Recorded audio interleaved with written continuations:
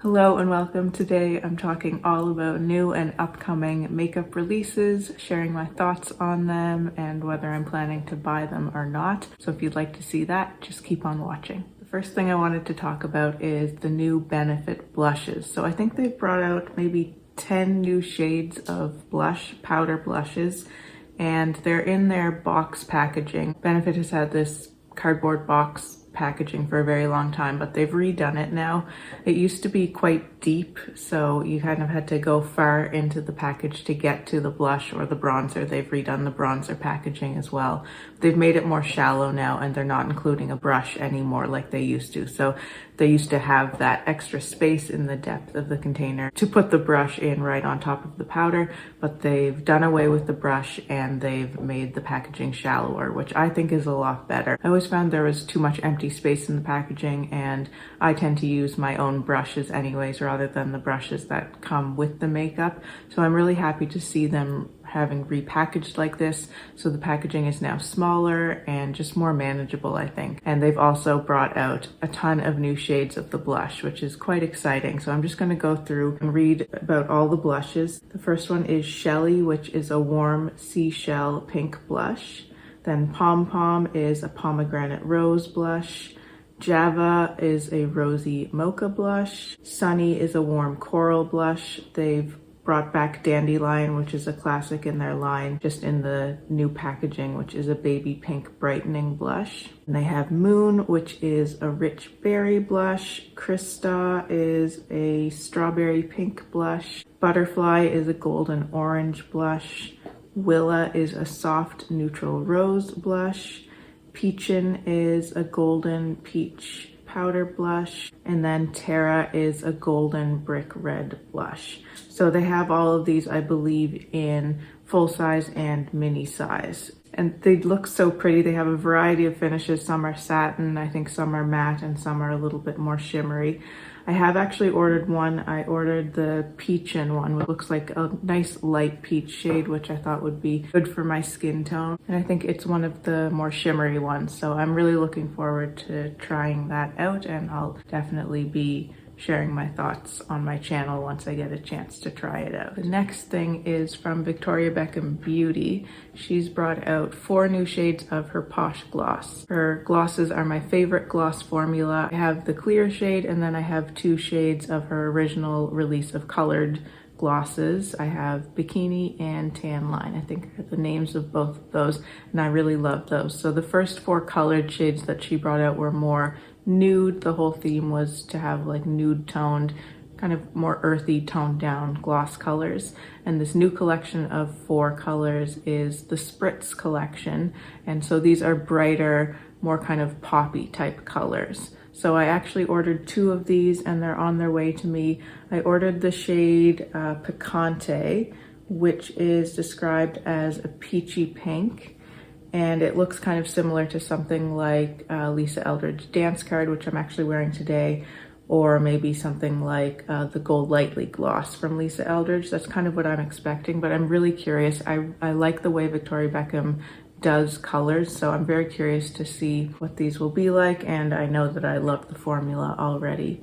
The other shade I got was Bungalow, which is described as a neutral petal pink, which to me looks like it might be quite similar to the Lisa Eldridge Petal Gloss.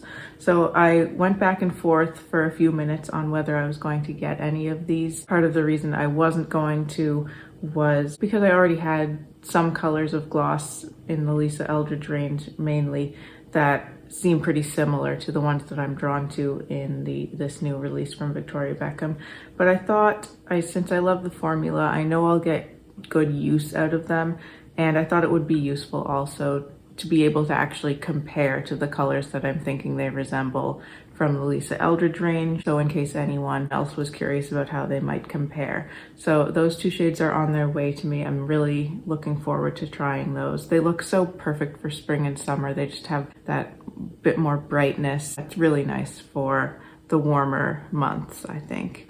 The other 2 shades that are new here are Fizz, which is described as a cool rose, and Aperitivo, which is a warm rose, which is quite a bit deeper, it looks like. They all looked really pretty, but I had to limit myself in some way at least. So looking forward to those, and of course sharing my thoughts and review of those as well. Now the next thing is Westman Atelier.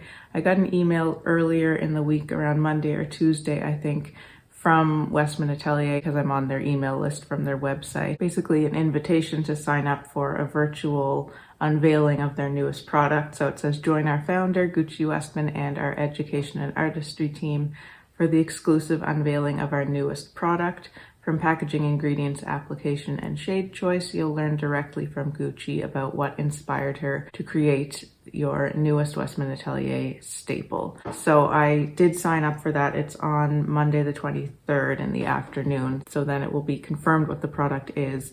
But I actually got another email from Holt Renfrew, which is a department store in Canada that stocks Westman Atelier, and I think they let it slip in there that it's actually going to be finishing powders that they're releasing. So this is something I'm really looking forward to. I mentioned in my last video actually about a video I had done about a year ago about makeup I wish existed. One of those things was the brightening eye pencil that Victoria Beckham just released. And another thing in that video was a setting powder or a finishing powder from Westman Atelier. That's something that I've been wanting to see basically since I've tried Westman Atelier, because I think they have such a natural kind of fresh aesthetic that if anyone can do a really excellent finishing powder, I think Westman Atelier can. Very much looking forward to finding out more about this. I hope it really is a finishing powder that they're bringing out. And of course it will depend on the ingredients, whether I end up getting it. But if the ingredients check out for me and it doesn't have hyaluronic acid, I definitely plan to get one of those finishing powders and try that out too. Next up is a big collection from Oden's Eye. I've reviewed Oden's Eye a number of times on my channel and talked about them. They're one of my very favorite eyeshadow brands. Oden's Eye and Natasha Denona are probably my top two for eyeshadows. So they're bringing out this Soul Mane 2 collection, which includes an eyeshadow palette, a number of blushes, a couple of highlighters, and a lot of colored eyeliners. I was very excited to see this. I think it looks beautiful, but I have ultimately decided not to get this collection, at least right now.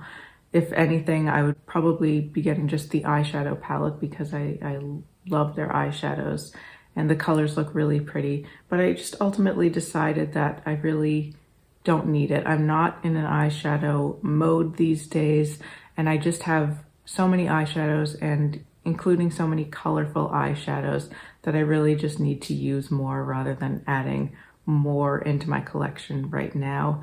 And I think this is something that's probably going to be a permanent product, so it would be the kind of thing that I could pick up on sale in the future, and I don't feel like I really need to urgently get this palette. Another factor is that Oden's Eye takes quite a long time to ship to me in Canada. By the time it reaches me, it's not really worth it in terms of me getting up a review really quickly. Oden's Eye sends PR to a lot of creators, a lot of people that I follow, and they tend to be able to get their reviews up kind of immediately on launch day or very soon after. So it's not really worth it for me by the time I would get it. There's already so much content about these palettes that I don't think I'm really adding anything super useful to prospective consumers. So it would be more of a just for me thing. So for that reason, I can wait for it and get it on sale if I still want it in the future. Some big news in the beauty industry is that Bite Beauty is closing down. I can't say I'm surprised about this. They seem to have been in such a state of flux for the past couple of years, ever since they rebranded and went into being a fully vegan brand. That meant that they retired a lot of their really popular products that already existed. I know people loved their lip glosses, people loved their lipsticks. I loved those Amuse-Bouche lipsticks. They were really something special and something different, but I guess they weren't vegan, so they all got discontinued. They also reformulated their lip masks, which had been really popular as well. And I think just since that whole rebranding and reformulation of so many of their products, I don't think they've really gotten back into people's hearts like they were before all of that change. Their products have been on sale continuously, it seems, on the Sephora website, often 50% off. So I can't say I'm surprised to see that they're closing. I think it is too bad, but I think really the real shame was a couple of years ago when they discontinued so many of their best products and then reformulated. They've been kind of hit or miss for me. I liked their Power Move lipsticks. That was their new lipstick offering to replace the amuse-bouche ones. I like them, and I have several shades actually, but to me they aren't as special as their original lipsticks. I think they did a really great job with their mascara, the Upswing mascara. I actually have a full unopened tube of that I bought during a sale several months ago, just to have it because I do like that mascara. It has a really great impact. So if you can still access that mascara, I would say get it, especially since it's on a pretty good discount now, I believe. And I actually bought their Micellar foundation pretty recently, about a month ago, but I haven't tried it yet. Again, it was on sale and it was something that I had my eye on. The shade that I wanted came back in stock, so I bought it, but I haven't tried it yet. I swatched it on the back of my hand and the color looks really good. I got the lightest shade, but it has an extremely strong scent and that worries me. So I'm just kind of holding off using it. I'll try it eventually, but I'm a little bit nervous to use it because of the scent, both for my skin, which I'm not as concerned about, but my skin can be sensitive. And if something is that heavily fragranced, it worries me a little bit how my skin's going to react to it, but mainly because the smell is so strong. I have chronic migraines and scents can be a real issue for me. So I'm just kind of trying to wait for a day where I feel like my skin's doing well and I don't feel like I'm in danger of getting a migraine. So unfortunately, I can't share my thoughts on that foundation right now. I think most of the shades are probably gone and sold out by now. But that's the big news from Bite. And the other thing is that their lip lab is remaining open and I guess expanding. They'll still have the lip labs where they make custom lipstick colors. Now something from Natasha Denona, which I have to say doesn't interest me at all, but I wanted to mention it. It's the High Gen Skin Glass Primer Serum. So this is basically a skincare primer makeup hybrid kind of thing. You're meant to put it on underneath your moisturizer, so when you would normally put a serum on, but it's shiny, it's glowy. It seems to have quite a lot of actually kind of like glittery little particles in there. So I'm not sure how popular this is going to be. I would be concerned that it's going to be too glittery for a lot of people, but we'll have to wait and see. It has hyaluronic acid in it, so I definitely won't be getting it, but I probably wouldn't be getting it anyway. To me, it just looks like another glowy liquid highlighter primer type situation, and I'm already pretty well stocked on that type of product, and this doesn't seem to be anything particularly special to me. Next up is the Chantecaille Sunbeam collection. This is a powder. It's like a golden toned powder, which I guess is meant to be used as a blush and or eyeshadow or highlighter, depending on your skin tone, I suppose. And it has 2 tinted lip balms, I think, in this collection as well. I'm skipping on this completely. I think that often Chantecaille is quite overpriced, and this is just something that doesn't look special enough for me. It doesn't look like something that I would get enough use out of, and that is different enough from a lot of other things that I already have to warrant getting it. I think it looks very pretty, and I'm sure the quality of the powders and the lip balms is lovely, but it's just not something that I'm willing to put money toward, basically. Now, Pat McGrath has teased something. Probably by the time this video goes up, we'll know more about it, but the most recent thing I've seen at time of filming is an Instagram post of basically just like the cardboard packaging for something, and the post says, "Get ready to bloom without caution with the radiant remix of a classic Pat McGrath product." Judging by the size of the packaging that they're showing in that post, to me, I'm guessing that it's going to be another one of her dual-ended cream highlighter sticks. Now, last up, I have a little bit of news on Lisa Eldridge. I do expect that she is going to be coming out with a much larger summer collection, and I'm expecting that that will be in July,